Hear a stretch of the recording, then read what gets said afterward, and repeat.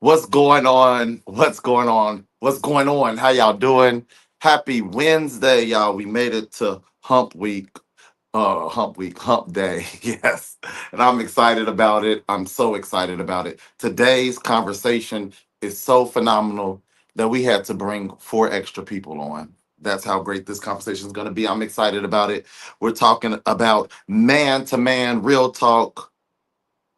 It's a real conversation, real talk with heart. That's how deep it is. We have 4 phenomenal gentlemen on this evening. We have James Isaac Robertson, we have Dr. Terrez Thomas, Mr. Sean Bostic, and none other than Quen Sandle. Yeah, I'm excited about this conversation. I'm so excited. Do me a favor, come on in the room, share this video, heart this video, let somebody know we having this conversation today because it's real, and it's from the heart, from real men talking real from the heart. Y'all, let's have this conversation. Bring them on, producer Mikey. Get them on this screen right now, because I have nothing else to say. How y'all doing? How y'all doing? Good, good. All right.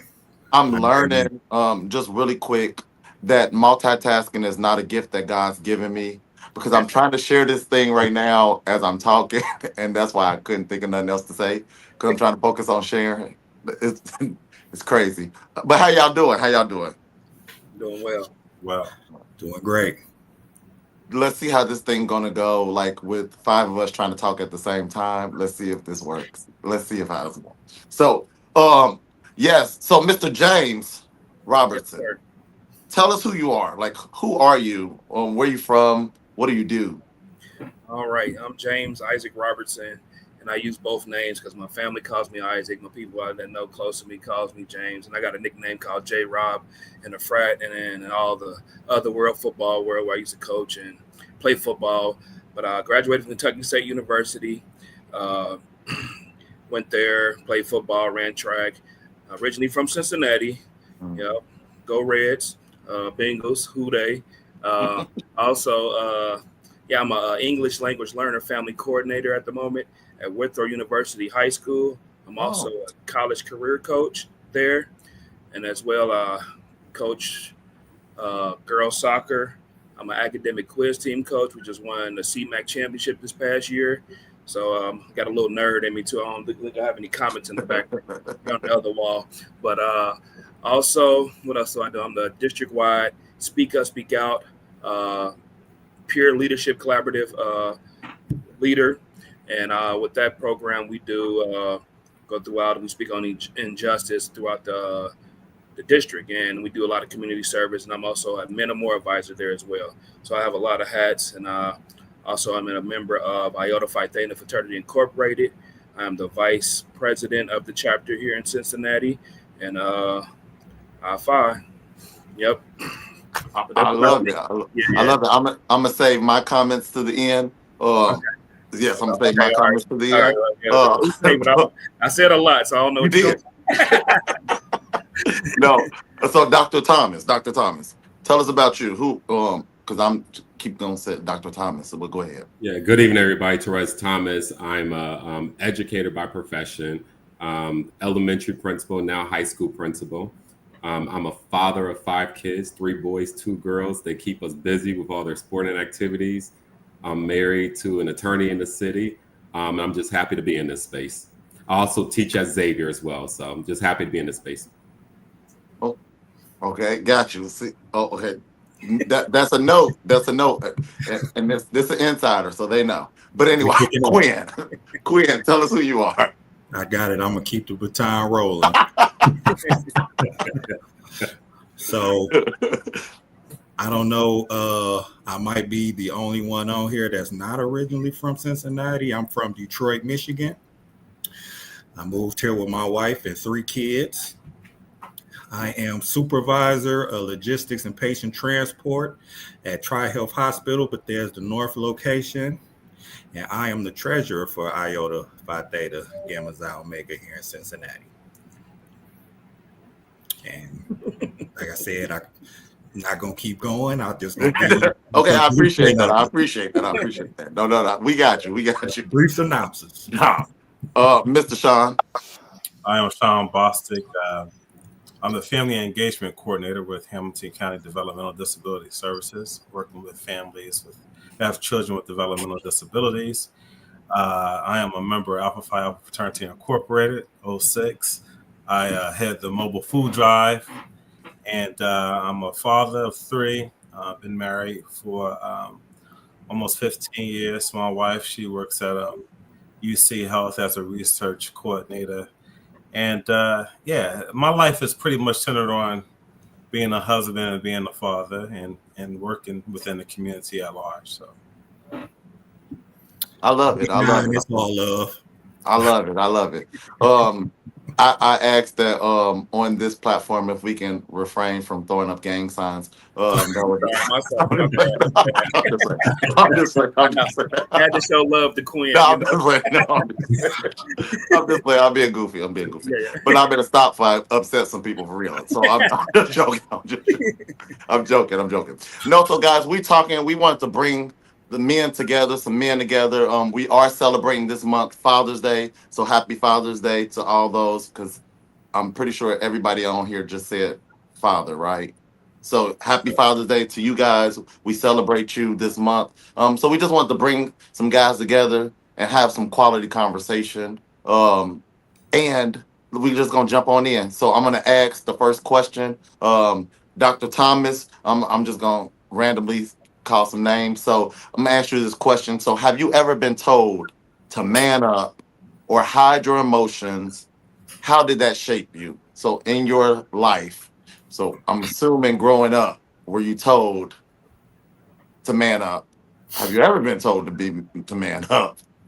And how did that shape you? Yeah, I haven't directly been told to man up, but I think that I've learned that concept just through the culture, whether it's through playing sports or in TV or just my interactions with other people. And so I've learned in terms of what a stereotypical man should be in control of emotions, never show weakness and stuff like that. So I've definitely learned that through the culture. And in terms of how that shaped me, I am one that's pretty level ground. I am not one that is emotional now, outwardly emotional, although inwardly, yeah, but not outwardly emotional. So I think it definitely has shaped me from my youth all the way up to today. I love that. So Quen, what about you? Same question. Like, have you ever been told to man up? I mean, like much like Dr. Thomas said, we've heard that concept. We've in our culture, like that's kind of a thing, which is not So I think I have to piggyback off of what he said. I'm the oldest of 3, so it was kind of established in me early. So they didn't have to tell me that because that was the expectation. But to the point where I've actually told myself that. So I could be in the gym and I'm trying to bang out that last set, and I'd be like, "Hey, man up, get through it." Kind of my life motto, like pick yourself up by the bootstraps. So like you said, it's ingrained in our culture. So I haven't been told, by anybody else, but I think that's because I already coach myself and walk, kind of with a manly persona, so say. So, but I mean, I can see a lot of, people being told, "Hey man, quit crying, man up, get over it, suck it up," So I won't act like, that's not a connotation, that we use. But like I said, unknowingly, I've used it myself just to motivate myself. So that's a good. That's not one of the questions, so I'm gonna throw that out there though. So anybody can answer this. But what does that look like? Because we say man up, but in your head, your opinion, your thought, what does that mean? Man up. Originally, when I was younger, I would say not complaining, um, not crying about it. Uh, but now that I'm older, I say manning up is walking in your emotion and allowing yourself to be emotional, but not letting that be a crutch. So when I say that, yeah, you could be emotional, but you do still have to push through. Mm. Crying is not going to solve the problem, but after you cry, think about, hey, what do I need to do in order to push through this barrier? So, earlier, like I said, when I was younger, I felt like, oh man, if I whine, that make me, less manly, or if I tell people I'm going through a hard time. But now I could tell you, like, yeah, I'm going through a hard time, but when I tell you, hey, I got it, I mean it. I'm not going to tell you I got it if I don't. So I think that's the difference in manning up for me, being able to acknowledge, yeah, I do have an obstacle. It's not easy, but the way I'm built, I'm going to figure it out. And if I need your help to figure it out, I don't have a problem asking you, hey, you got any suggestions, or maybe I'm looking at this the wrong way. So I think that's manning up for me now in my eyes, just being more acceptable of getting help. I love it. I love it. I saw James, you had your hand up, so you want to jump in? Yeah. So well, growing up, just like everybody said, manning up. Specifically, not told, but I had an older brother, and he was always bigger than me growing up. So he pretty much, so-called bullied me. We didn't call it bullying then; it was just picking with me. Yeah. So, but him being bigger, he always messed with me, did different things, and then he didn't want me to be a crybaby. Don't tell mom. As he's punching on me, don't tell mom. Things like that. So, but then as growing up, and then I had a particular instance where it was a therapist that told me to man up, and I was going through my divorce, and it was rough for me because I wasn't seeing my kids for the first time, and somebody recommended this therapist to me, and I was like, okay, yeah, I feel like I need to, because I was very emotional, getting a little depressed. But then the first session with this guy, I can't remember his name. I wish I could look him up. I'm gonna write him a bad review, but he was yeah. So I was telling him, like, hey, about I'm not seeing my kids for the first time, and I started tearing up. And then this is in therapy. And then he said, James, stop crying, man up. And I'm like, hold on, I'm trying to relay, my feelings to you. So I instantly stopped crying, but I was a little bit perturbed because I'm like, oh, this is my first time in therapy, like a one-on-one during this situation. And I'm like, okay, man up. So we talked, and I didn't feel open anymore to conversate with him. And then during that time, it shaped me like, well, I couldn't, have decent emotions for myself. Okay, I got to man up, but I'm sad, I'm hurt, but when he told me that, and I think he asked me, I said, hey, should I come back? And he's like, well, it's up to you. And I was like, so I didn't go back. So I didn't feel comfortable. Then I did choose another therapist after that. So, but it did shape me during that time because it helped me hide my emotions more, and then and I just went within myself. And just like, guys, we always, take things on the chin first, and then, like, what's wrong? It's like, I'm okay. But during that time, I really did get to myself. Yeah. So it shaped me during that period of time. And it was probably my late 20s. I'm 43 now. So, yeah.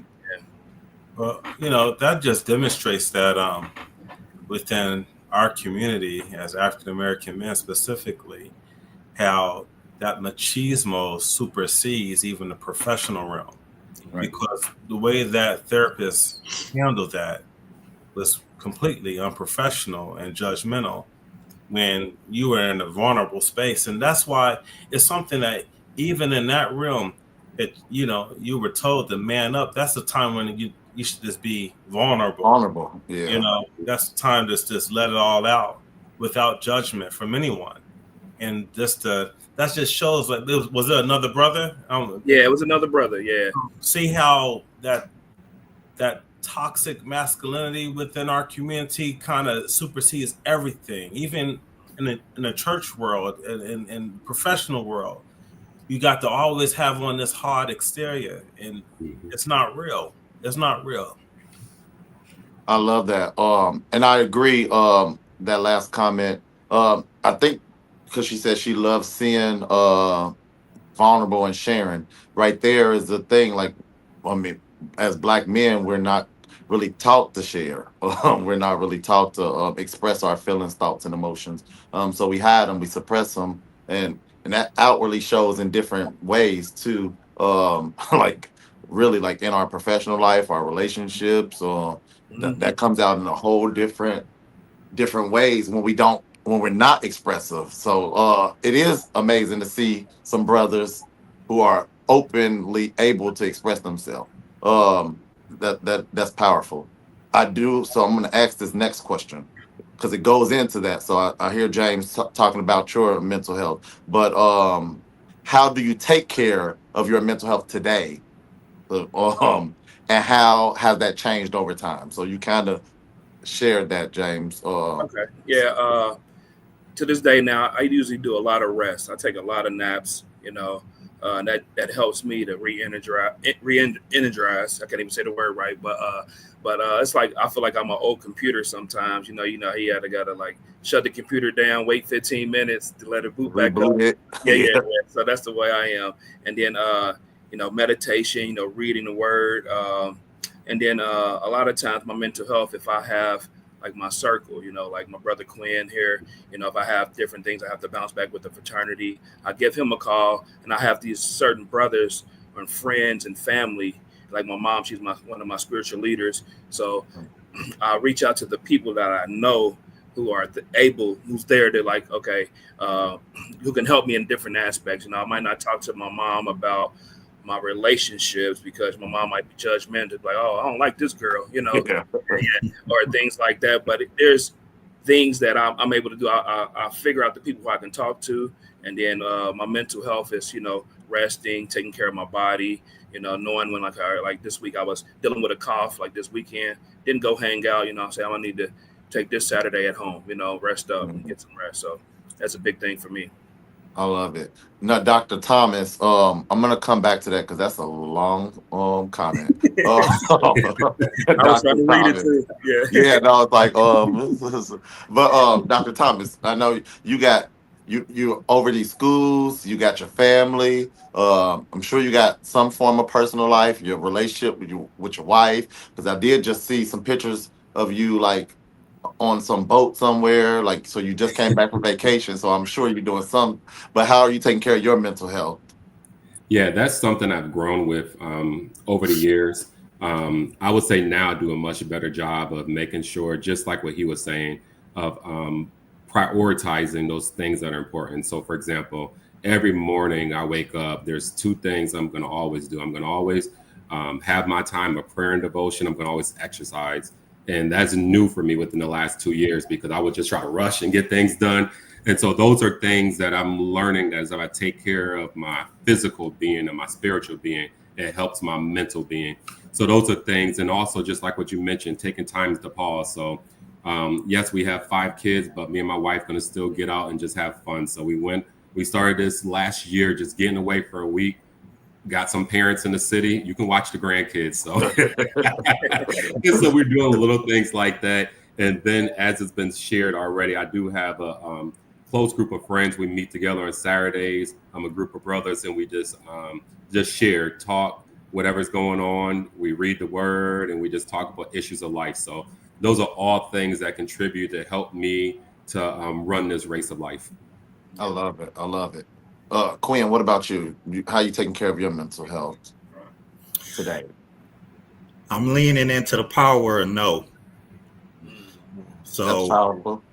So as men, we are naturally providers, so we tend to be people pleasers. So I always find myself putting myself last. I gotta work. I gotta get this project done. I gotta take the boys to football practice. I gotta make sure my daughter got this. I gotta make sure my wife is taken care of, which is all things I should be doing. But I'll go to the store and I'll be like, man, I really want those dress shoes. And I'll be like, nah, I'll just go ahead and leave them. So, always finding reasons why I can't do for myself, but I always find every excuse to break my back and do for others. So now I'm, you know, learning to go, you know what? Yeah, I'm gonna get those dress shoes. Or I'm sorry, I can't make your birthday party because I have to go to Columbus. Then I gotta go do this meeting. I gotta do like I'm trying to put everything so that I can please everybody, but sometimes that could be draining. So now I'm learning how to say no and not feel guilty, because anybody that knows me knows that if I'm telling you no, it's for a reason. So my no is setting boundaries. I can't overdo myself, you know, when I want to be there, but it's just like, hey, if I could be there, I'm gonna be there. But if I can't be there, I just gotta learn how to say no and not, come up with excuses. It's like, hey, I just can't do it. And as my real friends is just gonna understand that, and they're gonna support that, and they're not gonna judge me for that. Because it's plenty of people that couldn't make it to my events, and that's fine. I understand, because we all are busy. Life is not easy. And it don't stop. It's 24/7. So it's like, hey, I know you're handling your business, and I might say, hey, as a matter of fact, after the event, if you need me to call you, if you need some help, let me know, because I know things can get overwhelming. So I've learned that recently. That's how I'm protecting my mental health. Is sometimes you just gotta say no. I love that. As bold as it might sound, I gotta say no sometimes. So that's it. Like Charisma just said, the power of no. There's power in that now. It's changed my life. I am a whole lot less stressed because I started saying no, and stop stretching myself thin, burning the candle on both ends. I'm famous for that. Then you be depleted and ain't got nothing left. You can't pour in the others if your cup is empty. So that's sorry, I gotta say no, but when I can say yes, I'm coming through. I'm supporting 100%. I love it. I love it. Sean, what it looks like for you, what you doing to take care of your mental health today? I do a lot of praying. I think the power of prayer, to echo what Dr. Thomas said, is really important for me. And there's a lot of internal self-positive talk. I usually say I am with everything. I am wonderful. So if I'm feeling bad, I say I am great. I'm feeling sad, I am happy. Not saying that I'm not allowing the sadness to take place, but just I know that this is temporary, that happiness is right around the corner. So just a lot of positive affirmations internally. I also like to listen to positive music too, because I look at music as like food. So like if you're eating a lot of bad food, you're not going to feel so well. Well, that's how music is for me. If I'm listening to a lot of negative music, well, that impacts you as well. So I listen to a lot of positive music and spiritual music that is going to uplift me. And, I just, it's all internal, really. And, the external piece is talking to God, just really highlighting God and just knowing I can be vulnerable with God without any judgment, and God is going to see it through. So that's how I cope. And to piggyback on what Quen said, when it comes to your yes and your no, I tell people all the time, if you can respect my yes, you can definitely respect my no. Yes, sir. No, that's good. That's good stuff. Real quick comment, my brothers. I was going to see a therapist, but I have found out when Black men get together and talk about things openly, like you guys, this is the new therapy, and it's free because I had to fire the white guy. Okay, maybe I shouldn't, but that's good stuff. That's good. That's he's on the same thing I was on. Firing that guy. He fired that guy. He fired that guy. No. I'm not gonna lie. I just started.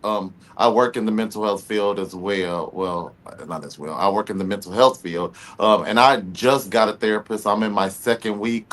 So kudos to myself. Shout out. My therapist is phenomenal. And I work in the field, but I didn't feel like I needed it. And I'm telling you, just these last 2 weeks, it has me like really doing some inner like soul searching type things in 2 weeks. And I'm not saying that's how good she is. That's just how good the power of the tool is if you allow it to work for you. Because it's actually working. I had to apologize, and she's on here now, so I'm gonna say it openly. Had to apologize to Charisma earlier. I'm like, oh my God, I hear myself talking now, like, and I'm really like snapping. So I apologize, and I wasn't even talking to her. I was talking to her about somebody else, but I ended up snap. I was like, oh, I caught myself. I apologize. So like in 2 weeks, guys, I'm gonna keep going. I'm gonna keep going. Yeah, if I can jump in here as well, I think to answer that, to comment on that comment, I would say both are needed, depending on the season of life you're in. I have my group that I share with, and we talk and we're vulnerable. But depending on what you're going through and your season, I found it to be beneficial to have both. I remember right after the pandemic and trying to lead a school, there were just certain things that my group of friends did not understand and could not help me to process. And so I had a therapist, and my therapist actually didn't look nothing like me. It was an older white woman, but she was good at her craft. She helped me to really process some of the thought patterns and help me to relate that back. So I think both are needed depending on what space of life you're in. I definitely agree with that. Like, I mean, to me, I feel like there's no perfect formula for this. Like, because again, we're 5 different guys on here. What works for one is not going to work for the other. I feel like you have to find what works for you, but you have to try. It's trial and error. Right. Because again, like trying some things, like again, I'm listening to all you guys. That music thing is definitely a thing, and I noticed that recently. Like, because my playlist is very eclectic, and it can go from one side to a whole different spectrum, and I see my mood shift just that fast, though. Like that's powerful, but we don't notice like how powerful that thing is, and you have to control it because you do have the control of it. It's just as simple as skipping that song, moving on to the next. But that's real. That's real. Guys, I do want to ask another question, and then two, I normally ask at the end. So if you can put on your mind, I'm gonna ask you guys to drop a gem. So like some like motivational type thing to get us from today to next week. Something we can chew on. So, but the question is, what helped you the most in breaking generational patterns? Sean, you smiled the hardest, so I'm Well, just seeing, just watching and observing, like, you know what, I don't want my life to be like that. You know, seeing your forefathers and what they've done in the past and just how they conducted themselves. It's like, okay, well, that wasn't beneficial for them, so I'm not going to model myself after that. So it definitely won't be beneficial for me. And it's okay, because I think sometimes we get comfortable with how we were raised or what we've noticed from our parents and from our relatives that are a little older than us, and we see like, okay, you know, do I suppose to model myself after this? And then you have to really challenge yourself and say, you know what, I'm not, because that wasn't beneficial for them, and it's definitely not going to be beneficial for me. And so I had to really change some things. And when I talk to my son, I allow my son to be vulnerable. I allow him to cry when he's upset. I even allow him to challenge me. If I give him something to do and he feels like it's not, like, why should I do this? I will explain it to him rather than saying like, just do it, because he's worthy of that understanding of why I'm giving him this instruction. You know, he's not a dog, he's not an animal. So let me give him this reasoning of why I'm doing what he needs to do. I'm asking of him. Sean, so but at what point in life did you pick this like concept up? Like, I mean, did you come out like when you got out of the house, or like your first year in college? At what point in life did you figure like your mindset, I'm not gonna be like my forefathers, because that's the words. I noticed in my teenage years, like, Oh, okay, so you noticed younger. do this, like, certain, and I love my father, you know, may he rest in peace. But there's some things that my father did, and I just like, I can't model myself after that. Some other things I can, you know. I love that he was phenomenal. He was a smart man. He was a therapist. You know, he was a great guy. But there's some things about him I was just like, and I can't do that. So I have to break that now so that my son doesn't see that behavior from me. I love it. I love it. What about you, James? Like, when did you what helped you most with breaking generational curse? I almost said curses. See, I'm going churchy. My bad. Generational patterns, yeah. Yeah, patterns. But no, I guess when I have kids of my own, I had kids in college when I was playing sports. So from then, it was like I wanted to give my son. I had twins first, my boy and a girl, and I have a younger daughter. But then it's like, them growing in learning and growing in education, because as being an educator, we give out a lot, so especially with our mentor programs, I try to plant those seeds. And one thing that I do, I try to get down on a student's level or get on their level, then bring them up. Sometimes I gotta try to stay hip. They like, Mr. Rob, why you trying to learn the lingo? You saying it wrong, But hey, I'm trying to get there so I can bring you up to where you need to be. So just breaking generational patterns. My dad was going through some stuff when I was first having my kids and things. So, and I didn't judge my dad, and so I had to reach out to him, never judging. I just said, hey, Dad, I want you to see my children. These are your grandkids. And then when I started going through my tough time, going through my divorce, and my dad was there right there for me. So, just seeing, those patterns. And as I got older, like I felt like when I was a kid, my dad didn't talk much, but he was very short, just a man or don't do this, don't do that. My mom was to give you a speech, tell you how it is. And then, but as I got older, I started listening to my dad. My dad he's very quick, and I try to be straight to the point. And just like that, just give a quick nugget, okay, and then make you think about it, but make sure you listen though, because it might be the words, in there might be a little different. You might have to pick up what he's saying. And with my dad to this day, I might call him right now. I talk to my dad more than I talk to my mom now. We'll have a long conversation, and he'll give me nuggets, bits and pieces, and things like that, which helped me. So, and I see my dad breaking generational curses himself, because he grew, and I saw him grow, and I grew, and we both grew together, and in our family, we gotten better, so that's one thing that I saw that helped. I feel it. I feel it. Mm-hmm. Quen, what about you? What helped you the most in breaking generational patterns? What helped me the most is surrounding myself with the right people. So my mom and dad kept the negative people out of my circle and showed me how to pick the right people to model myself around. A mirror reflects a man's face, but who he truly is shown by the company he keeps. So being surrounded with old heads who gave me the right knowledge, the right advice, I was able to take bits and pieces of what they gave me and apply it to what I felt was right. So it was just a combination of trial and error. I don't always get it right, but I'm open to trying. So I think that's the difference. I'm not set in my ways. It's not my way or the highway. It's like, hey, we evolving. Yes. The same, we're not in the same. It's funny, like when my parents was growing up, it wasn't cell phones and stuff like that. And then now my kids got stuff that I didn't have. I'm like, oh, okay, I'm getting up there, so, but it just shows you that the world is constantly evolving. So we have to evolve with it. So just having the people to allow me to do that and giving me the right advice has helped me to. I love it. I love it. What about you, Dr. Thomas?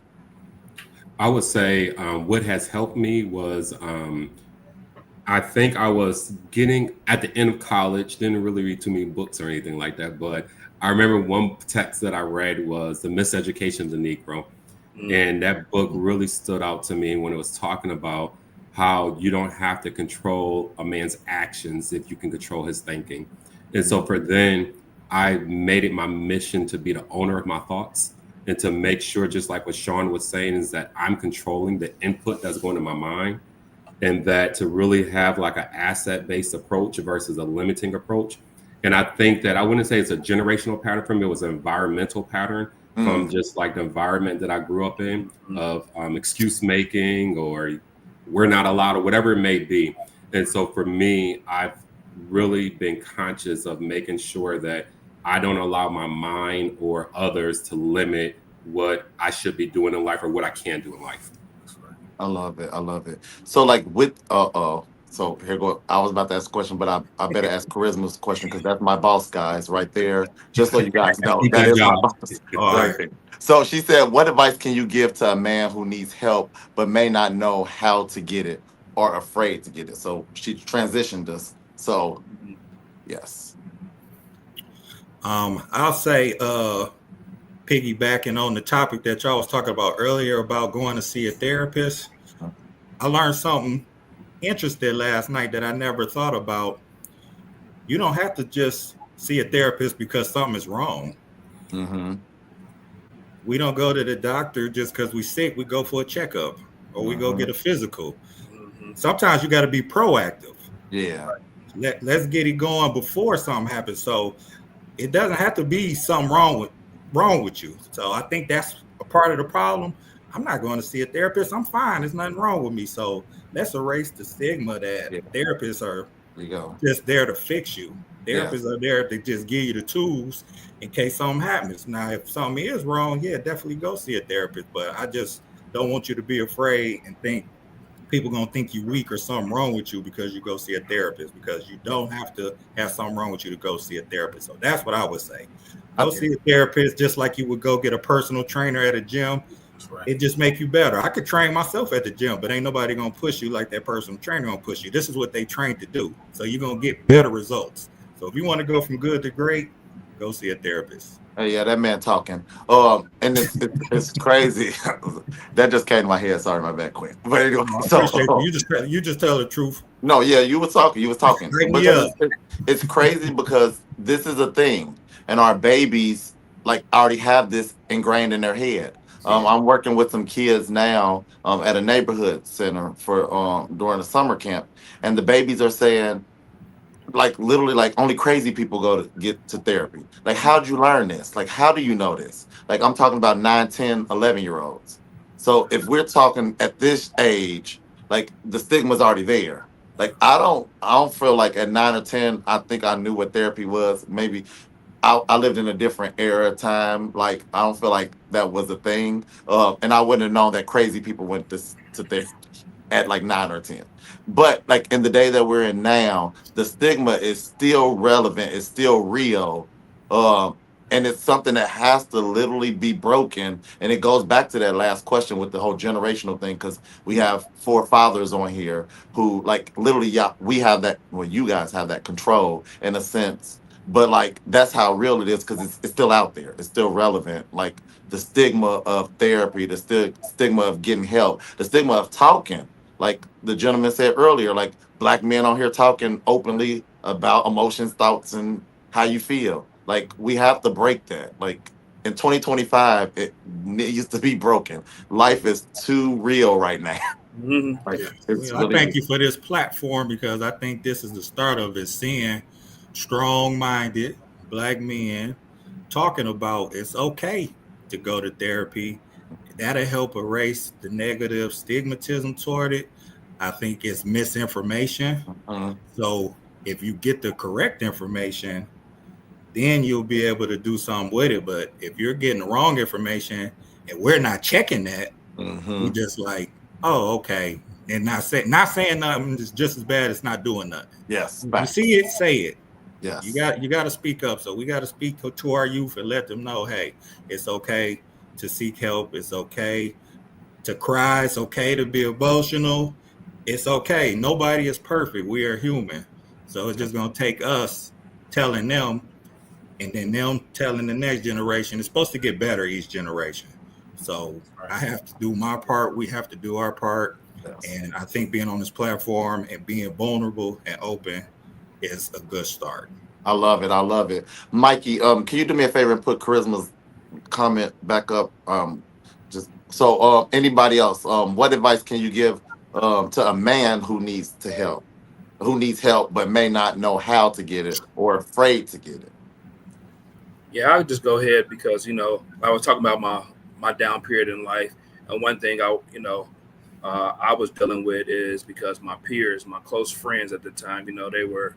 I was going through a divorce. I had to move back home, live with my mom, um, start over my career and everything. So, having self confidence, because a lot of times we look at our peers like, oh, he's doing this, he's doing that, he's making this amount of money, he's driving this car, but no matter where you are in life, don't we are judgmental, but we judge ourselves a lot, and that's one thing we can't do. It's like, okay, all right, I might, and I talk about my boy Quen, like, hey, Quen's doing all these great things in life, and I'm like, dang, I wish I could be like Quen, but no, don't be down on yourself, but just tell them like, I'm going to be like Quen one day, because you got to turn that around, as you might see, other guys, but you just got to just have self confidence within, build that within, and don't be afraid of what people think, because hey, you have one life,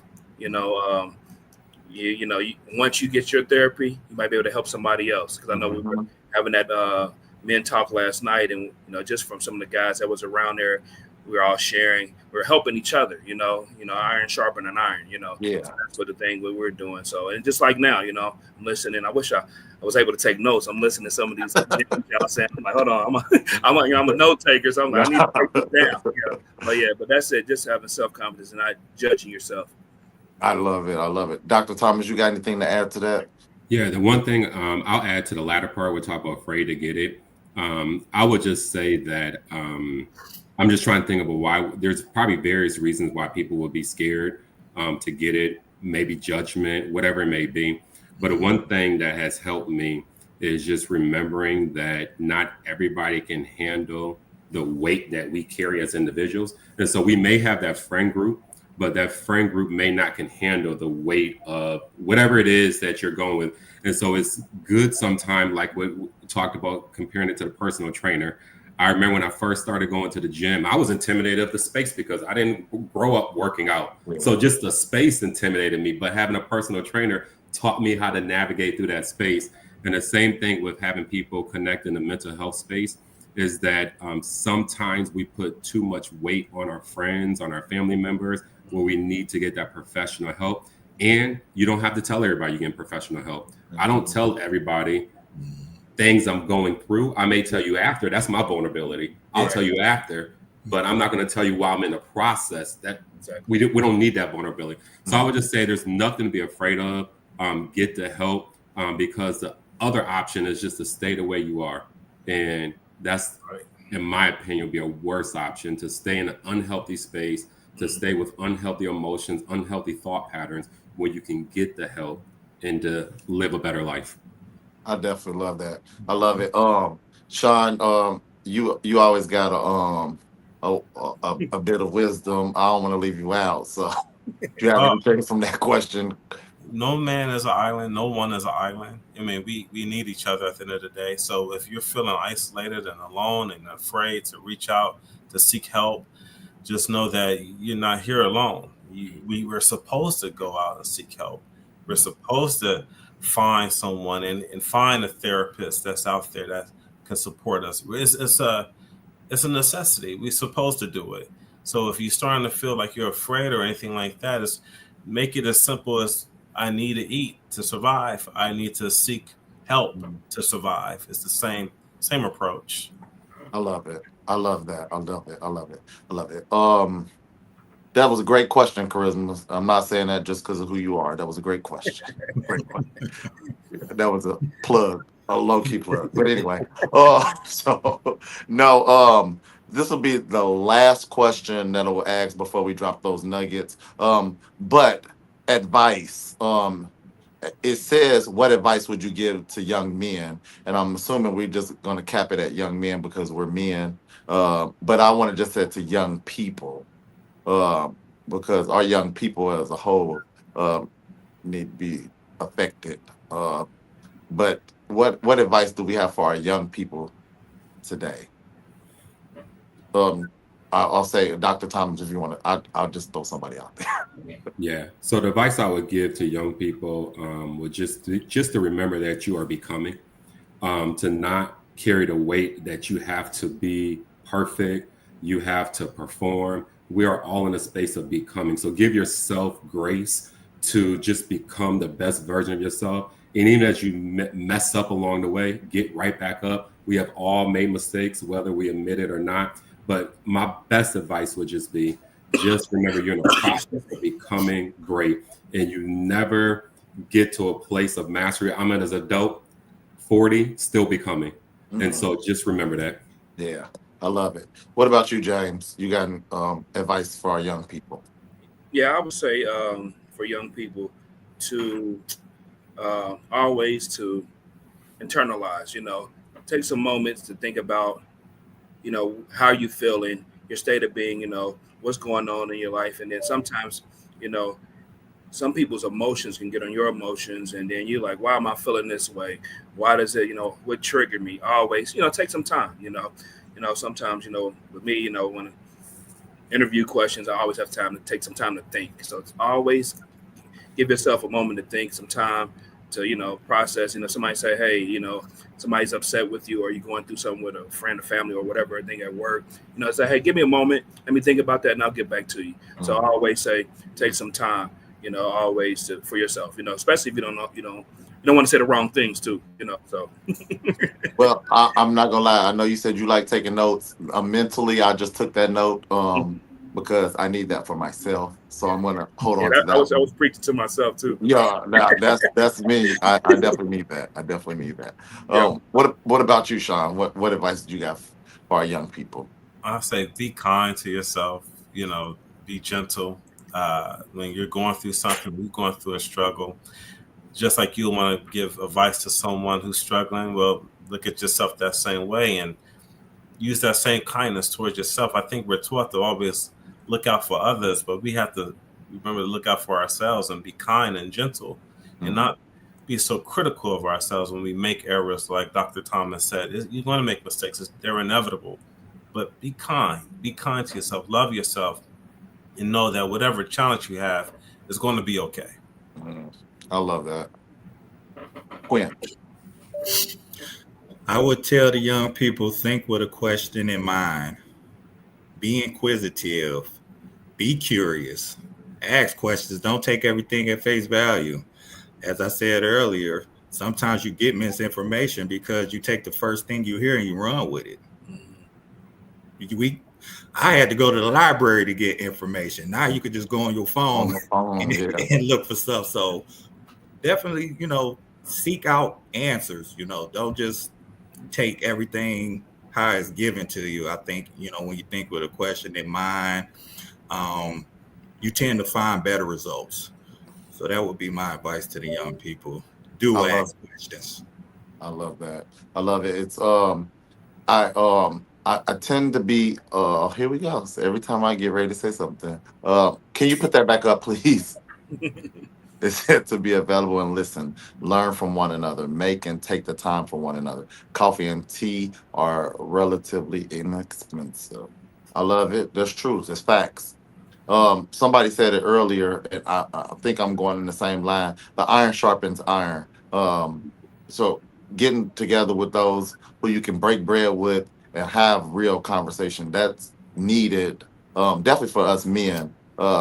And for those who don't think they need it, try it and see how powerful of it. Like even if you're against it, try it and see how it works. I was going back to that youth thing though, because I'm considering. I just told my friends like a couple weeks ago. At my age, I want to be a change agent. I feel like the world needs change agents, and the scary thing is what me starting to work with these younger kids today because I'm not into the education system. I believe in being effective, like to help change. But I'm not one that will want to work with children. I'm not. I've never exclaimed to be someone who wants to work with children. So shout out to you, Dr. Thomas, and all Give me those who time, work I'll with recruit children. you. Give me Yeah, time, I'll recruit you. yeah, no, thank you, no, thank you, no, thank you. More power to you, more power to you. But it's needed though. It's so needed. It's so needed. And I'm seeing I've only been doing this like 2 weeks now, and I can see like even them opening up like getting comfortable, because it was at first it was like wall up, like I don't know you, who are you, and but it's I don't want to use this word, but it's scary because these are our future, Mhm. and it's even more real for me because the children that I'm working with are old enough to be my child. So it's like this could have been my child, or this could be my child. And but we have to be like agents, change agents. We have that power, because if we don't do it, nobody else is gonna do it. Definitely for our children. So I don't know why I said that, but I just felt the need to say that because but it's needed. It's definitely needed. So shout out to you guys who are working with children. And well, y'all technically all are because you have children in your homes. So shout out to y'all because it's that's that's weight right there. That's weight. That's even more reason to have brotherhood therapy and all that stuff because that's a lot of weight right there. So shout out to you guys. I do want to ask you guys to drop that nugget. Be comfortable being uncomfortable. Mhm. That's a great advice. Great advice. But drop that gem, that nugget of motivation to get us until next week. Quinn, I'm just gonna start with you. Something that we can chew on. Do what you love, and the money will follow. Amen. I see people looking at dollar signs when they thinking about picking a career or going for a promotion. Money isn't everything. Mhm. If you lean in your purpose, the money will come. Happiness can't be brought. Mm, So make sure you do something that changes the world, that fulfills you inside personally, and the rest to take care of itself. I love it. I love it. James, what about you? Yeah. So I usually do this same for my students. It's called Rob's Word. They call me Mr. Rob. So I tell them, if you say you can't, you won't. But if you say you can, you will. So you might not eventually get it, but we go through the process. You know, self-talk. Always speaking good things. I always say, all right, I got this. I can do this. So, but if you say you can't, you probably won't. And if you say you can, you definitely will. Mm, I love that. I love that. I wonder. Yeah, she was able to get it. I was about to say. I wonder was she able to catch that. That's good. That's good stuff. Dr. Thomas, what you got for us? I would say that in the last couple of years, I've been in a space with working with a lot of people and knowing a lot of people who experience in professional burnout. And so the wisdom I would give to people is that you have to minimize those things that drain you and maximize those things that refuel you. And so that would be the wisdom I would give to somebody. I like that. That's good. That's good. And but not last but not least, Doctor. It's like I'm just playing shot. Go ahead. Uh, just love yourself, and whatever you want to do in life, just do it. If you think it, then it already happened. Just make it come to fruition. I love it. I love it. I thank you guys so much. It was a task for Mikey because I won't say I had to do it, but it was a task for Mikey to collect you guys to get you on the same platform. I thank you on behalf of Poppy's Therapeutic Corner.